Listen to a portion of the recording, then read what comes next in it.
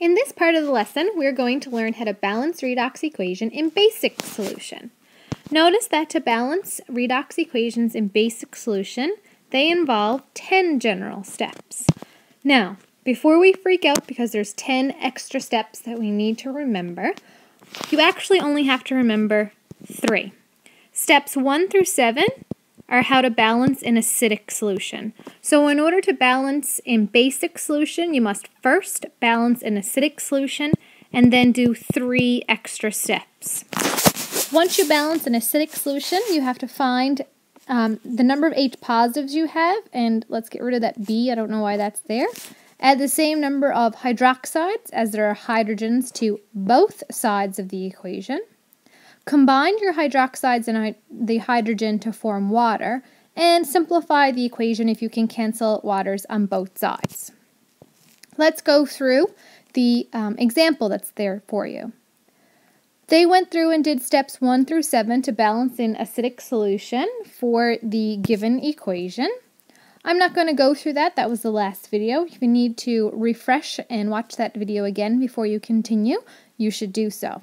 So they've balanced in acidic solution. We know that it's acidic because I see right away that I have 2 hydrogens. So again, let's get rid of that. Identify how many hydrogens you have, which we just did. We have 2H positive. And you add the same number of OH minuses to both sides of the equation, the acidic equation.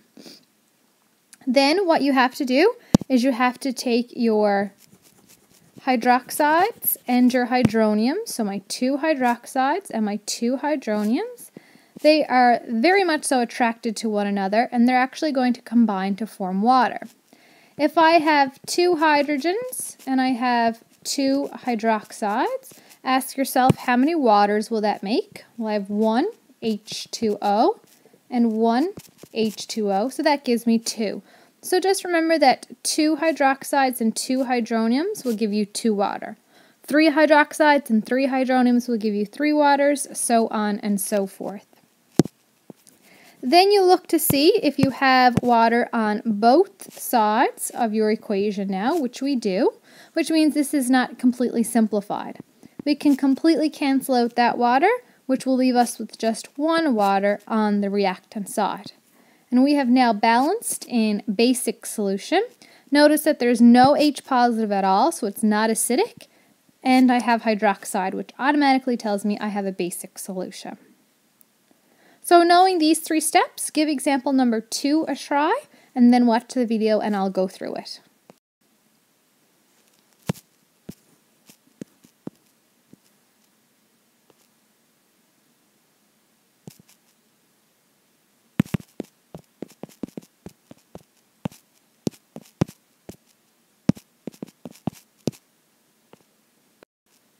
It says to balance the following redox reaction in basic solution. Well, first we have to balance it in acidic solution. So we'll break this up into ClO negative goes to Cl negative, and CrO2 negative goes to CrO4 negative. Step number 2 is to balance for atoms other than oxygen and hydrogen. We have 1 chlorine and 1 chlorine, 1 chromium and 1 chromium. So that step's already done. We then need to balance for oxygens by adding water. I have 1 oxygen on the reactant side, so I'll add 1 water to the product side. I have 2 oxygens here and 4 oxygens on this side, so I'll have to add 2 waters on the reactant side to get 4 oxygens in total. Then we have to balance for the hydrogens by adding H positive. I have 2 hydrogens on the product side, so we'll add 2 hydrogens on the reactant side. I have 4 hydrogens on the reactant side here, so we'll add 4 H positive on the product side. Then we need to balance for the electrons.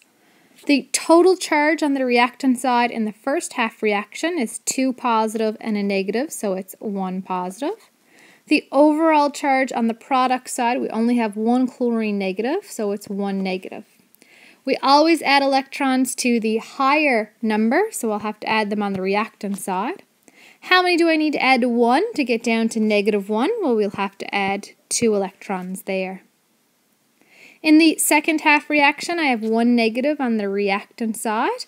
I have 4 positive subtract 2, so I have 2 positive on the product side. You add electrons to the higher numbers, we're going to have to add them on the product side, and we're going to add 3 to get from 2 down to -1. Then we have to ensure that the number of electrons lost equals the number of electrons gained. I have 2 electrons in the first half reaction, 3 in the second. So I need to multiply the top one by 3 and the bottom one by 2. And we'll write out what the result is.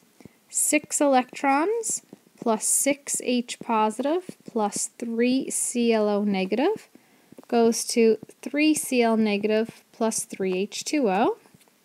And 4 H2O plus 2 CrO2 negative goes to 2 CrO4 2 negative, 8 hydrogens, and 6 electrons. Let's now cancel or simplify anything that we can. The 6 electrons, or the electrons, will always disappear. We can get rid of these 6 hydrogens, which will leave us with just 2 there. And we can get rid of these 3 waters and leave us with 1 on that side. So my overall in acidic solution is H2O plus 2 CrO2 negative plus 3 ClO negative goes to 3 Cl negative plus 2 CrO4 2 negative plus 2 H positive. So this has now been balanced in acidic solution, but the question asked us to balance in basic.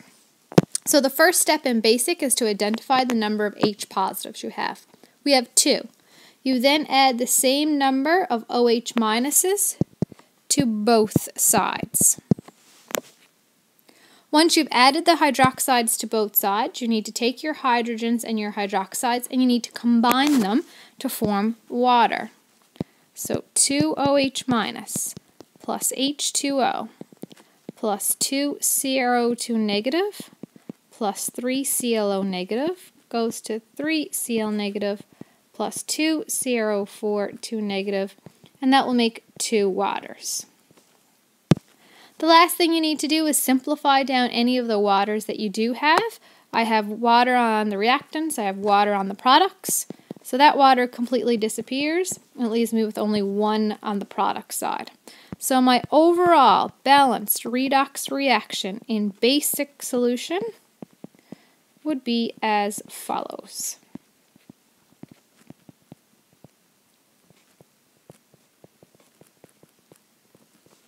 There you go. We know that we have it balanced in basic solution as I have OH minus and I do not have H positive.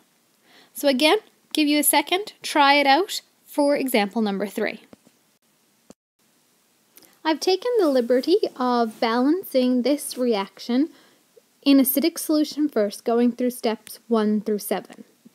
Hopefully at this point you're not having any problems with balancing an acidic solution, and if you are, you need to identify that.